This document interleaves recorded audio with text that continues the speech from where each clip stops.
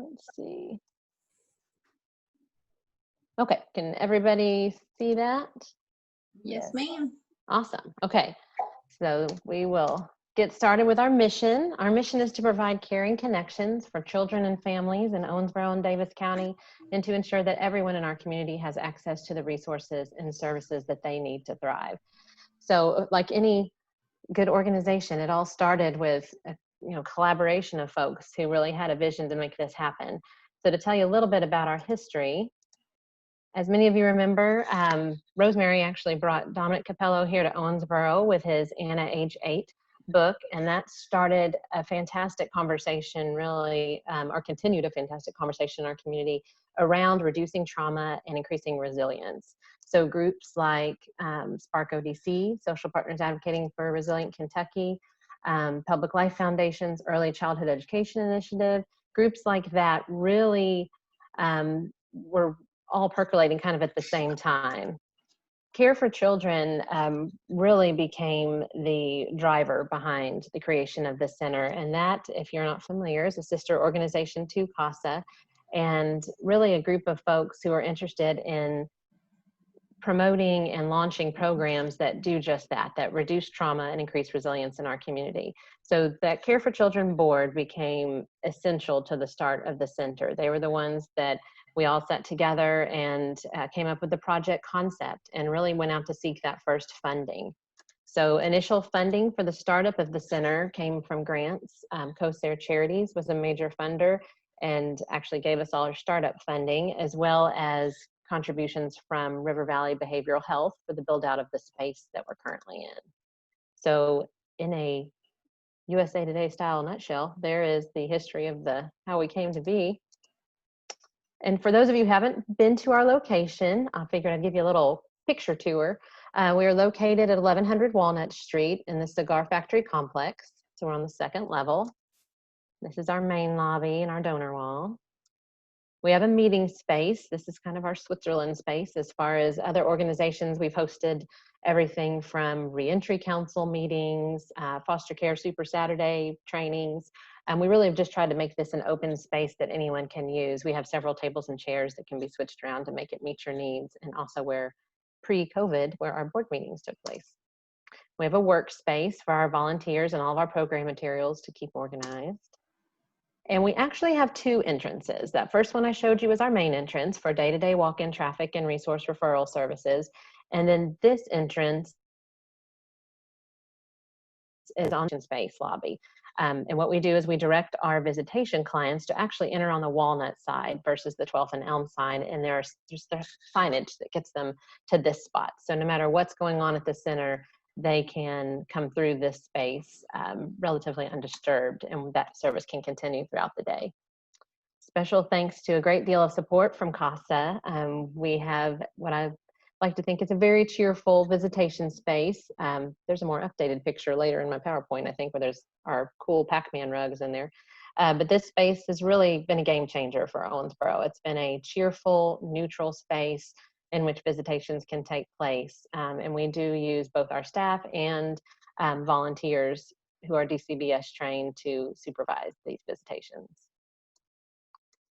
As I mentioned, we have three program areas: resource assistance, family enrichment and outreach, and the Family Visitation Center. So I'll take you through a couple quick pictures of pre-COVID, what that looked like. We used to host resource days. Those started in November. We actually had our first one November 21st. We hosted a total of 8 resource days. And what that was is where on site there at the center, we would host as many as 25 different programs in one location. So we had booths in the hallway, we had booths inside, and this was a great opportunity to be that one-stop shop for the community with everything from education, job training, food assistance, education assistance, I mean, you name it, housing assistance. We had really great participation. One more thing I would like to say about that, we actually had kids resource days planned to start in April. They were scheduled to start April 16th, and that was going to be a rotating resource fair each month specific to kids services. And we had 20 different community partner organizations that were in on that. So we've rerouted on that and done a little bit of a pivot. So we'll talk about that here in a minute. family enrichment and outreach programs. And what we do with that, here's a list of 5 of our folks that we were working with on the outreach basis. Neblett Center, Oasis, Seven Hills, Play Smart, and Estes.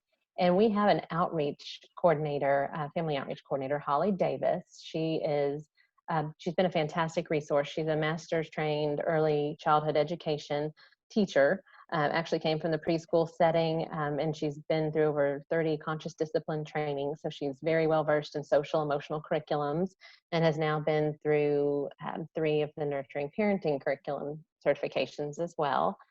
And what we did in each of these locations, depending on which one we were at, there's a combination of family enrichment programming, classroom enrichment programming, social emotional workshops, and parent cafes. So what that may look like is, for example, at the Neblett Center, we were in the middle of a 5-week onboarding with them, where for 5 weeks we were in 4 different classrooms for an hour in each classroom once a week, working with social emotional skills with 4 different age groups of kiddos. Co-teaching at the same time with the teachers to give them those tools as well. At the end of that 5 weeks, we were transitioning into parent cafe model, where we were going to take those very same parents of all those kiddos and bring them in the evenings and teach them those very same skills.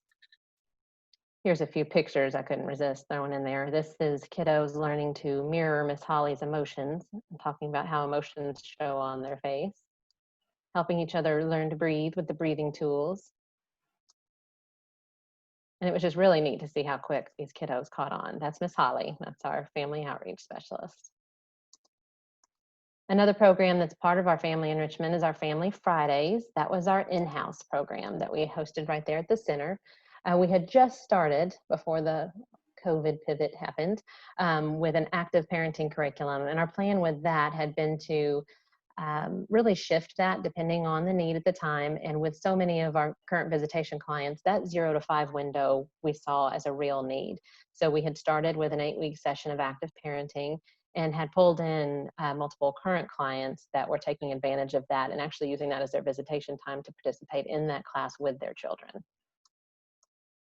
And the Family Visitation Center, that's the 3rd leg of our programming. There's a more current picture. That is the same space that you have seen.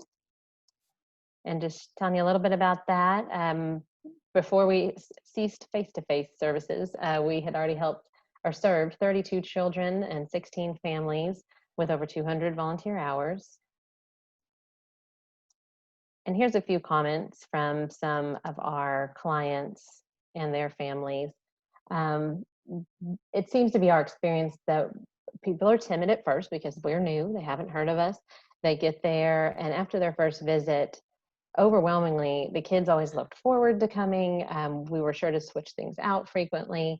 It just really was a game changer for several of our client families, that it is neutral ground, that it is, we really don't have the full story on their case. We're there to provide a positive environment for their kiddos.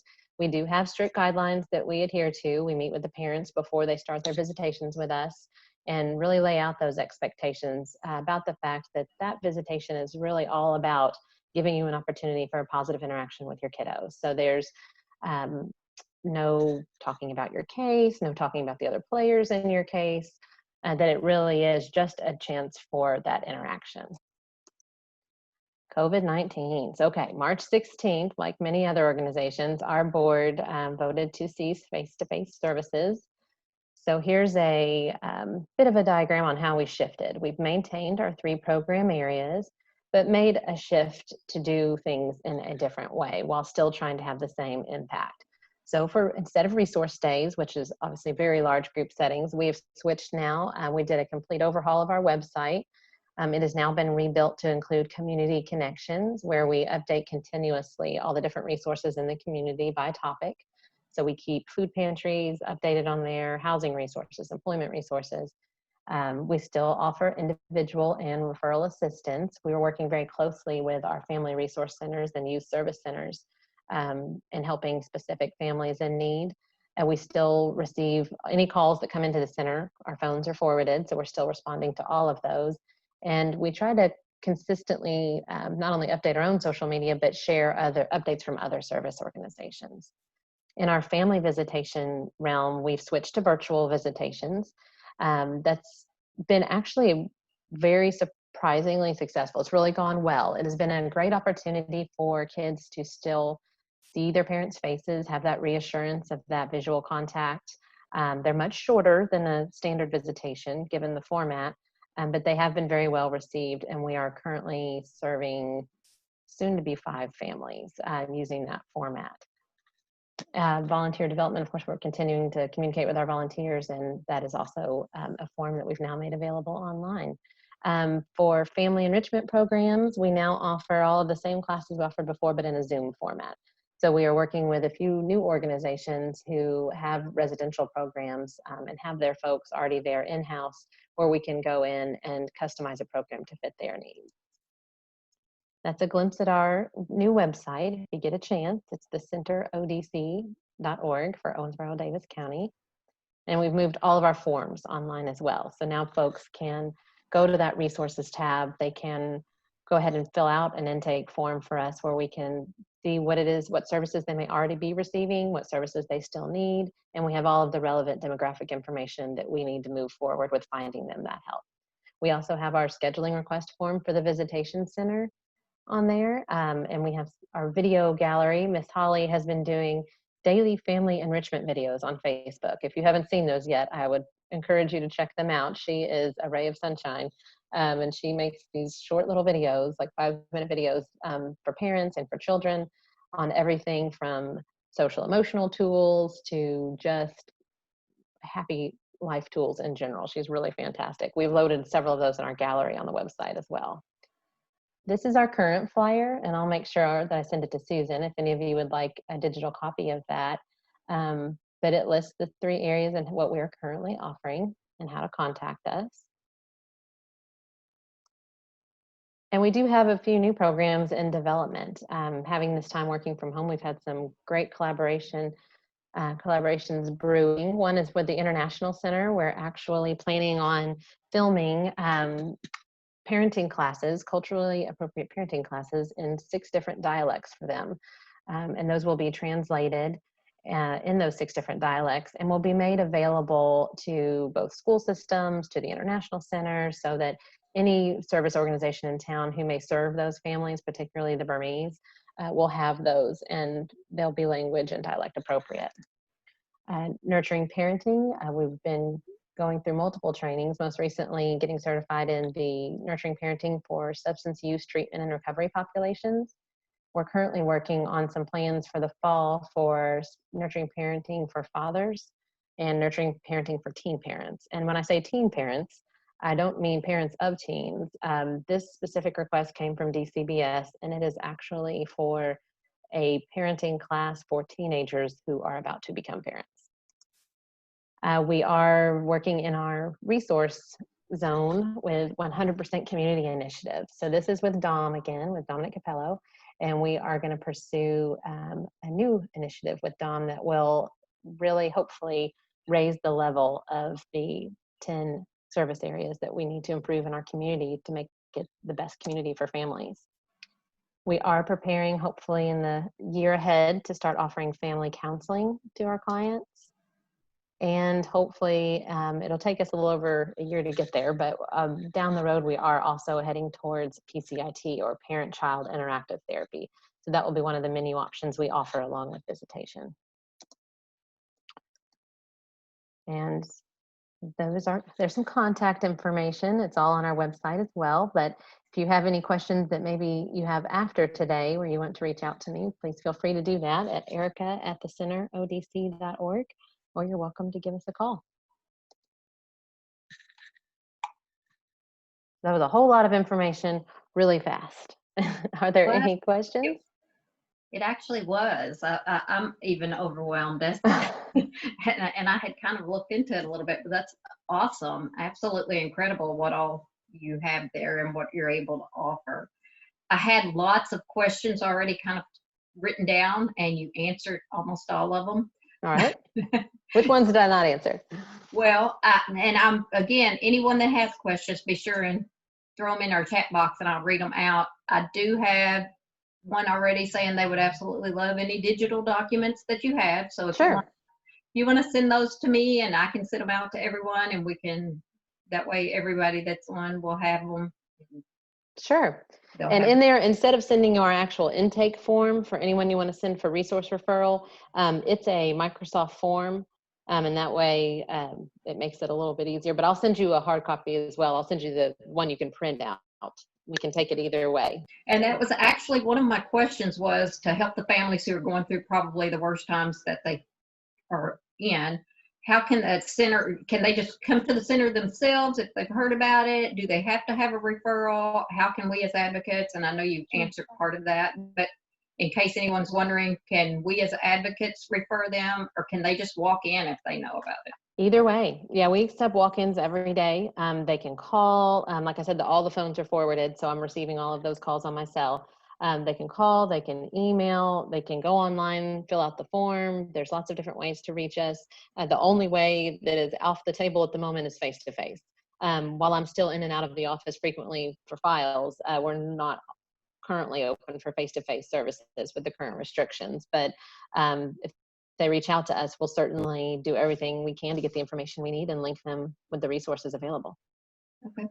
And question on your family visitations, the supervisor, I know you, if we have clients currently having, as someone that just used to work at DCBS, and my office ironically was right outside the visitation room at the DCBS office, and I've seen your facility, and I can assure you the DCBS office is a tiny, tiny little room with very little resources. And they would always host theirs on Friday afternoons, it appeared. That's whenever I would be working late. And it would get really crazy at times. A lot of times kids would act up, parents would act up, and it was always that borderline, should we intervene? How are you making sure that you're providing for safe and amicable discussions? And do you have staff listening? Are they being, that's a question we get asked a lot, if they're going to be filmed, is someone listening in? In our current setting, the supervisor is in the room with you, and our supervisors, all of our volunteers have been trained by DCBS, by Michelle Bays. So they've been through the training. They use the DCBS checklist, and we keep all of those on file. So they're physically in that room with our clients. In addition to that, as an additional safety feature, we do have a live stream feed going from the room out to our computers. So both in my office and whoever's at reception, whether it's Holly or one of our interns, whoever's sitting there also has that up, just so we have an extra set of eyes in the room. At this time, we're not currently recording those, but it's just the live feed. And then we just keep the written notes. And then what we do for those families is then when the lawyer or caseworker at the end of a span requests a visitation report, we produce those for them. So it's similar to the court reports I know that you all do, but it's just strictly about visitation. We list out all of the dates that they came, which ones they attended, if there were any no-call, no-shows, and then some general observations from our volunteers about that family and how those visitations went. But for safety reasons, we do strictly enforce our visitation guidelines. We review them with the families before they start visitations with us. If they ever start to veer off of any of those guidelines during a visit, we do intervene.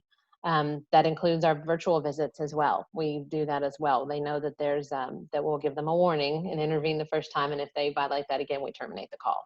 So we do make protecting that experience for the kids our number one priority.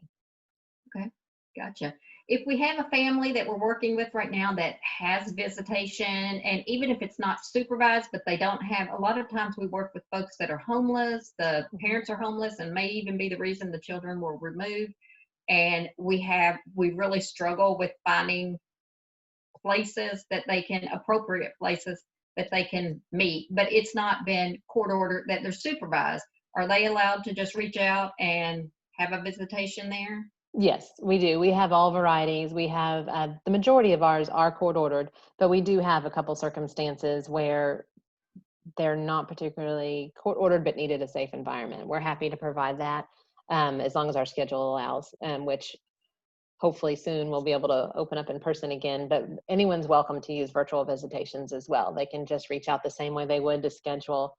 And how we've been doing those is just 30 minutes. I know that seems short, but for a kiddo on a screen, it's we tend to start them with 30. We've had some older kiddos we've moved to a longer time slot who could handle that. But for most of them, we keep it at 30, or in a few cases, it's even less when they're small children. But that's at least, when we have it multiple times a week, has been a great way to keep them in touch and let them touch base. But we're happy to accommodate anyone, even without court orders. We have a question in the chat box that says, regarding the Zoom for families, may the children or child or children come to you, and would it be supervised? On the Zoom for families, like meaning a class or meaning on the visitation? I'm not real sure. Christine, would you want to jump in and unmute yourself? And Oh, you're muted, Christine. There we go. It's Tina. So if I have a family where the child, they do not have the technology that's necessary to Zoom, or the knowledge of the guardian to understand that, or I guess since you're not open, that wouldn't be possible.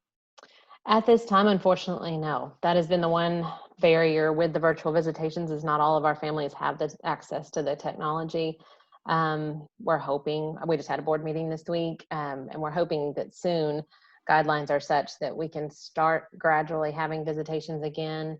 But yeah, we do not have an answer at this point for that. Unfortunately, it's just had to been working with when they have access to either a phone, or, because I mean, Zoom is phone friendly as well, but that has been a kind of a barrier for some of our clients. Thank you. that leads straight into the next question in the chat box. Is the center part of the phased reopening plan, and what is the timeline, or do you know? Sure. When our board met Monday, we discussed this, and at this time, the consensus of the board was to continue with virtual, since we're still staying quite busy on virtual format. We're going to continue that way until further notice. We have not planned yet any specific date to start that opening. At this time, our visitation space is a 204 square foot room, and it's not a booth setting. It's the volunteer would be in the room with the folks. So it's, the distancing is a challenge in that setting. So I'm still yielding to my board on that one, but we have not set a date for the physical reopen. Gotcha. And I know you've kind of answered this already, but if you have a family who currently has supervised visitation somewhere else, but they have heard about, maybe one of us hear about this today and go and tell the family about the center. Sure.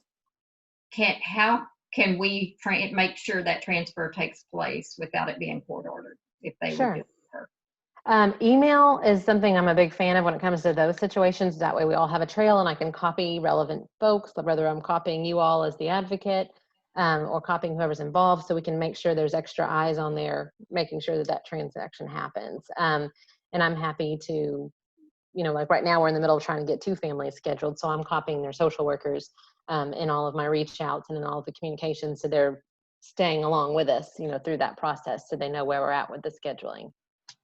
Gotcha. Okay. Do you have more? Sorry, I didn't mean. Oh, no, I was just going to say every visitation, of course, is so different. Every family is different.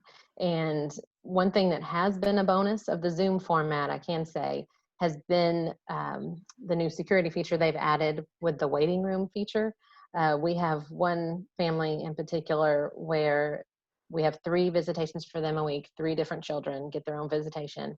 And I log on with them 10 minutes before the scheduled visitation. That first week with them, it was really just to kind of let them know what to expect, and to let them know that, even though you only see my logo on the screen, I'm right behind it, because I have mute video and the center logo is up the whole time, to get them comfortable. And now it's turned into something the kids actually opted to keep. So we hop on with them 10 minutes before their visit every time. And it's just been a great, calms them down, gets them comfortable, really puts them at ease before they start the call with their parents. So we're more than willing to work with you. You know these kids best, these families best, and we really want to make sure that we do whatever it is that makes it work best for those kids. Well, I think you're really exciting a lot of our advocates, because we've got multiple questions about how they go about volunteering with the center. Awesome. Yeah, the form is on our new website. So there's a tab for volunteers, and you just fill out the form and let us know. Right now, of course, since we're not doing face-to-face, the bulk of our volunteers are for the supervision, but we do research right now, just helping me stay up with all of the changes, since things are changing daily, literally, on what's available. We have some volunteers helping us keep an eye on that. Yeah, we would absolutely love to have any of you, because I know you're good people if you're with Are the they CASA crew. required to go through like a training period, or? We do. We have everybody go ahead and do the DCBS training, and that includes the background check that comes with that. So that's an automatic triple background check for us. And DCBS has been kind enough to cover that for all of our volunteers. And then we would find out, and it's on the sheet, your availability and your interests are on the sheet to see which area you might be interested in helping with. Great. Got another question. Can we ask for center participation in our court report recommendations for multi-resource support, or does it have to be a voluntary program? No, it can be in there. Judge Gordon in particular, I know, has listed the center specifically for visitations even several times, and told families that that's where she wants them to go. So it's been really, we've had such great support. I can't say enough about Davis County Family Court and DCBS. They've really both been great to work with. So you can put it on there, and we're happy to just make sure we get copied, and we'll be happy to connect them with whatever they need. Gotcha. Another question. I know parenting classes, that's been an issue that's been brought up forever, and I was trying to hang with you there when you were going through your PowerPoint. As far as your parenting, are they, what you currently do, is it considered parenting classes if they are court ordered to have parenting classes? It's case by case. We do nurturing parenting, which is an evidence-based curriculum, so that does count for most courts. The tricky kind of caveat right now is that, of course, we're doing it online.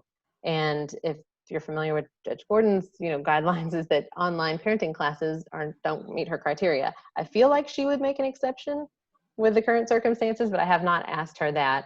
And if we get enough folks who are in need of a class, and that's something I can actually reach out to her today about, we would be more than willing to launch a new set of online classes if they'll let them count. But previously, they have not let online sessions count. Gotcha. I'm trying to read if that's a question. Oh, Rosemary is letting everyone know that CASA advocates can observe visitations on their cases, but need to let the center know if you're coming, and you may need to show your authorization from the court. So those CASAs, make sure if you're going to do that, you have that with you. Yeah, and we that is the one thing we do when it is a court-ordered supervised visitation. We request that we have a copy of those court orders 24 hours in advance. And what that does for us is really just kind of gives us a who's who, and that in conjunction with the scheduling sheet that we require for visitations. So even if you don't have a court-ordered one, tells us who's who, what's the age of the children, so we know how to adjust the room, because we do have baby equipment we can add or remove if needed. It also tells us who can be in the room, who can't be in the room, and who my point of contact is for those, and that's very, very helpful to have. Do you take donations? Absolutely. We are happy to take donations. We don't currently have a button online yet because our website is so new, but we absolutely do, and we'd be very grateful for that. Okay, and we have another one that says they may have missed this when you said it, but are the online classes interactive and facilitated by the center, or strictly just online modules? No, it's live and very interactive, very much in the Zoom format similar to this, but that's really, especially with the nurturing parenting format, so much of it involves participation and activities and sharing that all of our classes are very interactive. We don't ever tend to do the classes where we just talk at you. So yeah, they're very much live. Yeah, and those donations, by the way, are tax deductible. Absolutely, we are a 501c3. Yeah, we are. So yeah, just wanted to make sure everyone knew that. As far as everything you offer, and I specifically have a case that is probably the most complicated case, even during my DCBS days, as far as all the parties that are at play. It's a multi-generational family. Sure. I brought it up multiple times on our Zoom, so I'm sure everyone is aware of but it's lots of players in this. Grandparents are currently custodians, but they definitely need some sort of instruction themselves. They've allowed their adult children to have children stay in their home, and their adult children have substance abuse problems, and it's been a huge ordeal as far as with the courts maintaining that if they leave these children in the custody of grandparents, that they prohibit their own adult children from coming into the home. So, and I struggle with this case because I really feel for the grandparents. These are their children who have issues and keep showing up at their home. Is there anything that they could receive as far as classes on how to better parent their own adult children? I would be happy to look into that. That is a unique case. We haven't had that as far as dealing with the adult children, but with all of the folks that we work with on a weekly basis, as far as targeted case management and all the resources that we've been pulling lately, I feel like we have had actually one case. I take that back. We had one case in January that we dealt with, and it was a grandmother grandparents raising a grandchild, and it was the same situation. Their adult child with substance abuse needed to be out of the picture. So we were able, and actually Holly ended up working with her almost one-on-one for a couple of visits, and then we linked her up. She was from outside Davis County. We ended up linking her up with an in-home program where they ended up coming in a few times and helping her, of course, with general parenting of the grandchild, but in the process also giving her assertiveness tools as far as dealing with her own adult children. So I feel like if you want to connect after this, I'll do some digging and ask and pull Holly into the conversation and see what it was we provided for that lady. Okay.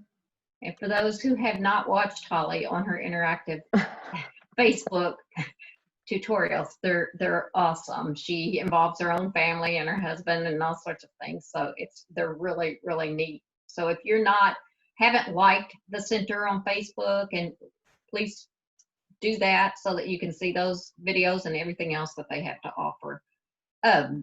That same family, and most all of our families have needs as far as financial, especially in this case, grandmother. I mean, they don't work, they live on disability, and now they have all of these children and all of these outside things happening. They're required to do doctor's visits and gas that they didn't used to have to take these kids back and forth to, quite frankly, to Vanderbilt, so it's not local.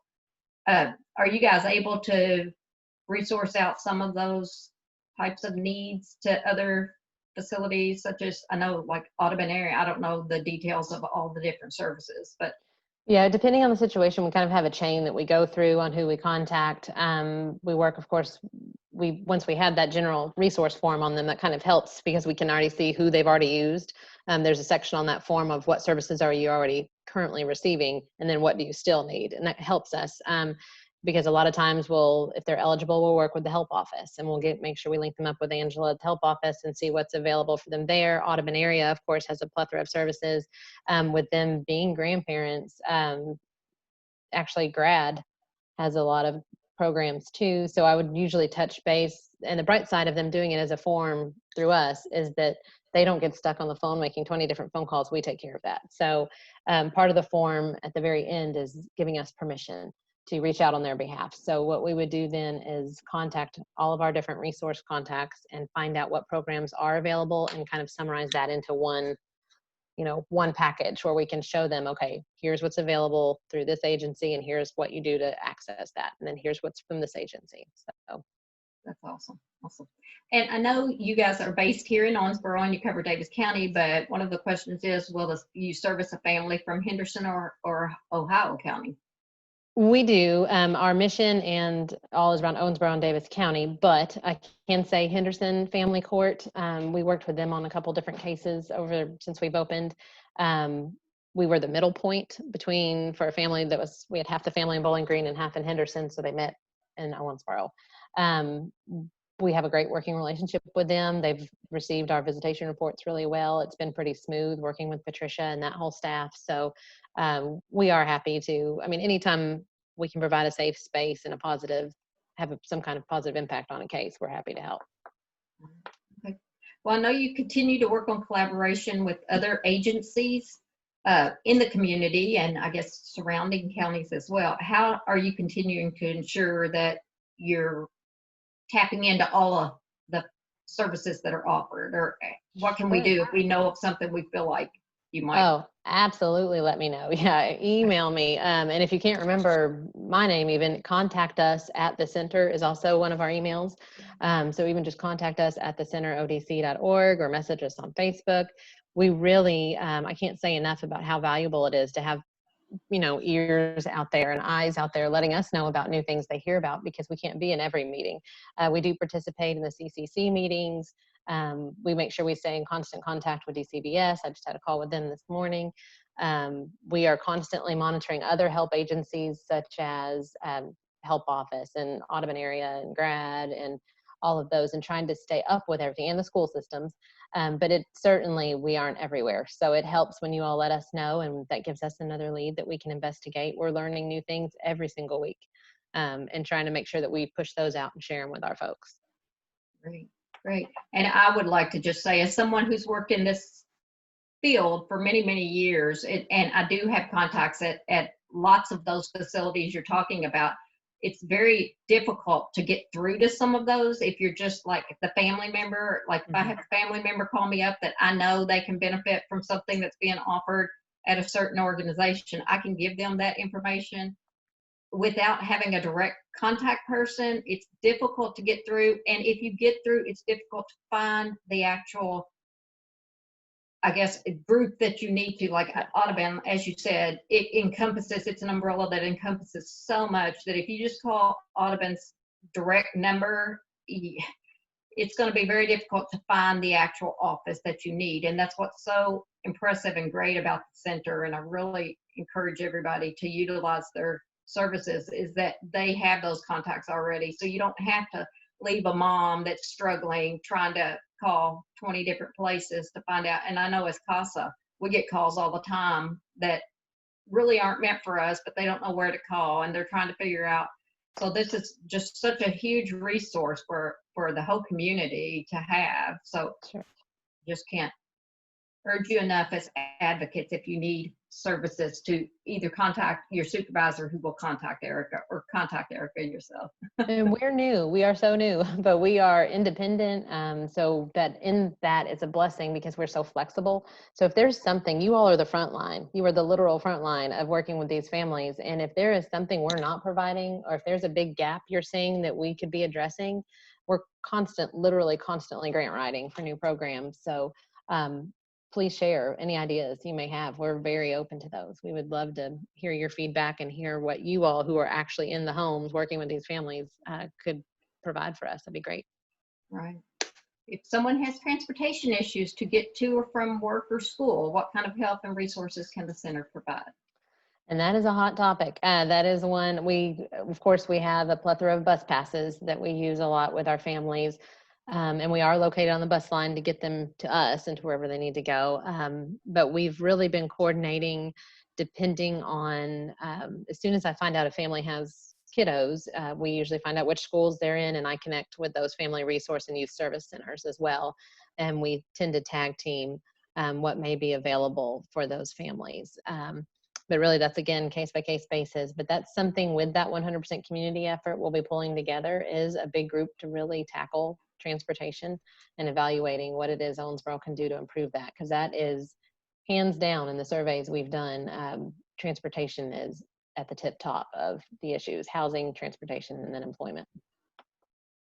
And I see just a statement here from Miss Heather McCarty regarding the family resource, the Friskies Family Resource and Youth Service Centers, that can also, if a child happens to miss the bus, that they can assist with that transportation need. So be sure they can also help with bus passes. So make sure you utilize your Friskies as well if you have children that are in school that need assistance. That's what they're there for. So. I can't say enough about those folks. I mean, really, and in Davis County and in Owensboro Public Schools, we have some of the absolute best family resource and youth service centers. They are really jack of all trades. And I've told them multiple times when I've spoken to both groups that my goal is, if we do our job well and we really build up the center to be what it needs to be, is that we can alleviate some of what they're having to do as far as taking care of the wraparound services for entire families. If we can take some of that weight off of them and help those families so that they can concentrate on the kiddos in front of them,